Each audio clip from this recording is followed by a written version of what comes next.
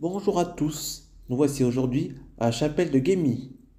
Les ruines de la chapelle Saint-Louis dominent l'horizon et sont les seules à offrir un peu d'ombre aux randonneurs en les entourant de nombreux mystères. Il faudrait commencer l'histoire de la chapelle Saint-Louis par était une fois peut-être, car rien n'est moins certain quant à son origine. Il est question de druides, de souterrains de Louis IX, une fontaine miraculeuse, une statue Notre-Dame vénérée par les marins. L'histoire ici se mêle volontiers aux légendes, aux récits merveilleux et nous laisse finalement toute la liberté de croire ou de ne pas croire. La chapelle Saint-Louis est un lieu à part, où chacun peut entrevoir une histoire chaotique, où se mêlent la foi et les combats, des survivances et des abandons. Rêveurs, promeneurs, conteurs, chacun peut s'arrêter et écouter le vent balayer le plateau et s'engouffrer entre les baies et la nef restée béant. Ici, tout est de l'ordre de la sensation, de l'impression. On imagine autant qu'on regarde le paysage, les murs orphelins, les hautes herbes qui envahissent le cœur, les noms gravés dans la pierre, les visages grimaçants qui surgissent des murs. L'endroit laisse volontiers quelques portes du passé entrebâillées. Il est donc une fois une chapelle de la taille d'une petite église construite sur les hauteurs du hameau de Guémy, près de Tourne-M sur la M, juchée à 102 mètres de hauteur sur le mont Saint-Louis.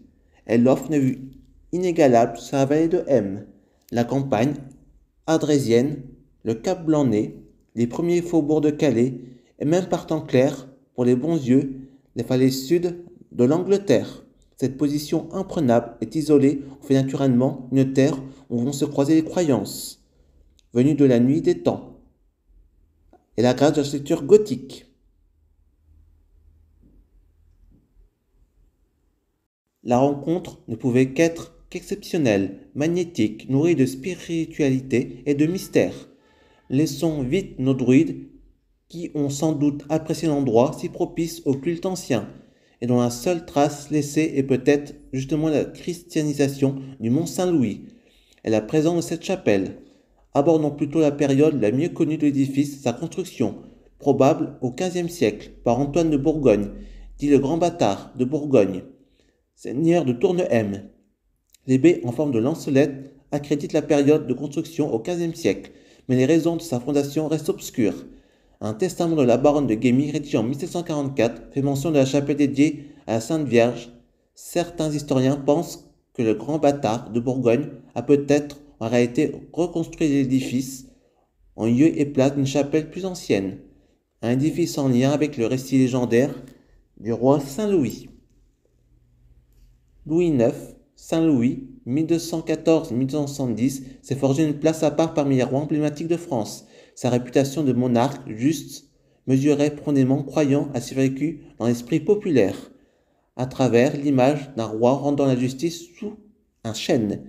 Même si la réalité est bien différente, le voilà donc installant son armée sur les hauteurs de Guémy. Peut-être fait-il face au énième soulèvement des grands barons, dont le comte de Boulogne, allié du roi d'Angleterre Henri III. La bataille de Bouvines, gagnée par son grand-père, Philippe Auguste, a consolidé le pouvoir capétien, mais n'a pas éteint l'hostilité des Plantagenets et de leurs alliés. Les Sarrasins, comme on surnomme toujours aujourd'hui les habitants de Tourne-M, sur la M, sont retranchés dans la cité fortifiée. Les troupes royales manquent cruellement d'eau, séparées de la rivière par les troupes adverses. Qu'à cela ne tienne, le roi prend son sceptre à la main et frappe 3 fois le sol. Au premier coup, des eaux bouilleuses jaillirent. Au second, de la matière. Au troisième, une eau claire et limpide. Pour remercier Dieu du miracle, Saint-Louis confia à son frère, Robert Ier d'Artois, le soin d'ériger une chapelle dédiée à Notre-Dame. 2 siècles plus tard, au XVe siècle, probablement entre 1445 et 1504, Antoine de Bourgogne fait construire ou reconstruire la chapelle que nous voyons aujourd'hui. Certains historiens en font même le lieu primitif du pèlerinage d'Ardres. On retrouve la trace, au XVIe siècle, sur le mont Saint-Louis, d'une chapelle dédiée à la Vierge qui faisait l'objet d'un pèlerinage de marins. Sa position en hauteur la rendait en fait visible de la côte où les pêcheurs dans leurs bateaux pouvaient ainsi la saluer. Lors du violent conflit qui éclata avec les Espagnols au milieu du XVIe siècle, on emporta la statue en lieu sûr à Ardres. La chapelle Saint-Louis, dévastée, ne fut jamais reconstruite. Le culte de Notre-Dame de Grâce resta à Ardres, où il fut toujours l'objet d'une procession très importante au mois d'août.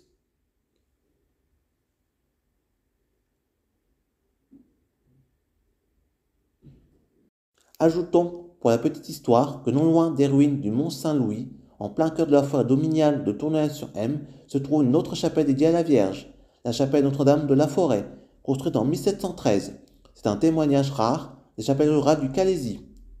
Ce très joli lieu de promenade fait toujours l'objet, lui aussi, d'une procession le 15 août. On dit que la fontaine réputée pour être miraculeuse coula de nombreuses années. On est de loin pour faire guérir les écrouelles. Cette maladie infectieuse touchait les ganglions lymphatiques du cou. Il faut souligner que la guérison des écrouelles était un pouvoir accordé au roi de France. D'où le lien avec Saint-Louis.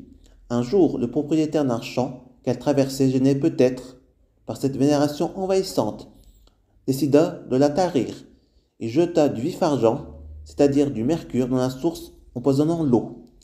La punition du ciel ne se fit pas attendre. On dit que l'homme se dessécha en même temps que la source. Quant au souterrain, il court encore sous la chapelle, mais pas pour rejoindre Ardres. Tourne M sur M, voire Calais, ou Saint-Omer, comme on l'a dit trop souvent. S'il y a bien effectivement des galeries souterraines, elles débouchent en réalité sur d'anciennes carrières de craie, carrières qui ont servi pour la construction de la chapelle Saint-Louis, mais aussi d'autres édifices de la région. Citons notamment l'église de l'abbaye Saint-Bertin à Saint-Omer, un site magnifique à voir superbement aménagé qui vaut vraiment un détour.